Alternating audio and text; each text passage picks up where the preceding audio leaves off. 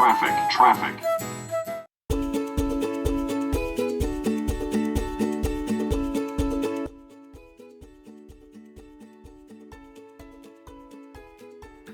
The what?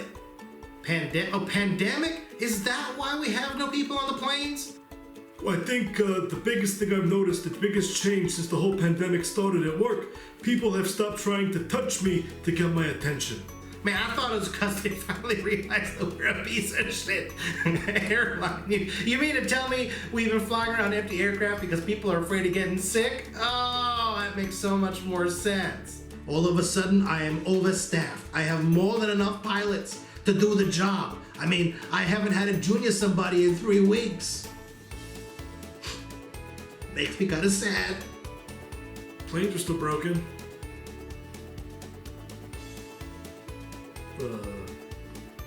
I don't think they know who I am yet. Home? At home. Home. Home. Could you define the question? I don't know what home is. Not quite familiar with that term, home. What does home mean? I got stocked up on toilet paper, stocked up on hand sanitizer, stocked up on SpaghettiOs. I think I'm good. Who realized that as a rodent who lives in a dumpster, I'm the last person who should be given advice on hygiene and how to stay clean, right? The first thing I'm doing is the moment I get in the aircraft, I'm turning left into the cockpit. Not saying hi, not saying good morning, not saying hello to the cabin crew, just to the left.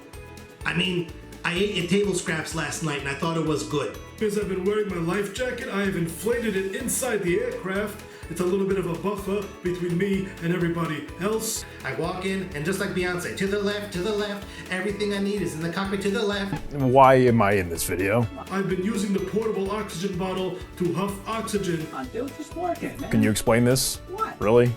Captain Roger Victor? Yeah, Captain. Come on, I've told you that story, right? Tijuana? To stay safe, first thing you gotta do is gotta wash your hands. Wash your hands often.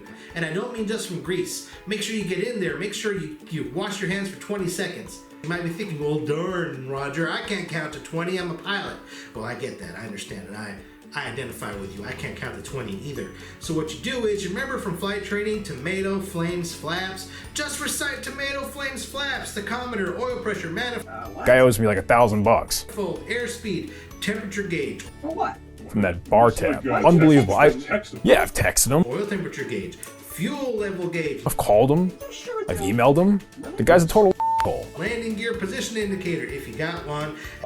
Never getting that money back. And if you're flying at night, fuses, landing lights, anti-collision lights, position indicator lights, and a source of power. By the time you recite all that, your hand should be squeaky clean. If you cough into your elbow.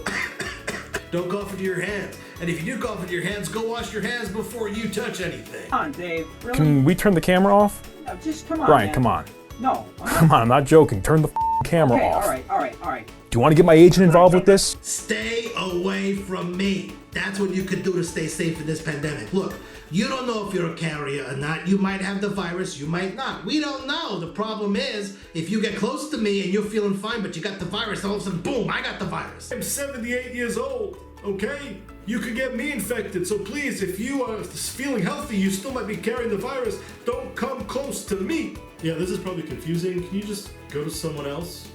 Don't touch your face. Keep your hands away from your face. Last but not least, clean and disinfect. You see a surface, clean it, disinfect it. You touch a surface, clean it, disinfect it. A doorknobs. Oh my gosh, doorknobs. Now, this stuff's scary, y'all. You gotta take it seriously. Especially the lavatory doorknobs. Oi, clean and disinfect. Thanks for watching our video today. It was a pleasure having you, and I hope you found it informative and entertaining. Remember, everyone, if we watch out for each other, we stand by each other, not like physically by each other, but metaphorically stand by each other, we'll get through this. And when you're ready to come back to the airlines, when you're ready to fly again, to travel, to see the world, to visit families, when all this is behind us, Speedtape Airlines will be right here, ready to take you wherever you gotta go. He wants his $1,000 for Tijuana. I'm done talking about Tijuana. I don't want to talk about Tijuana. That's ancient history, and he knows exactly what he did. Nah.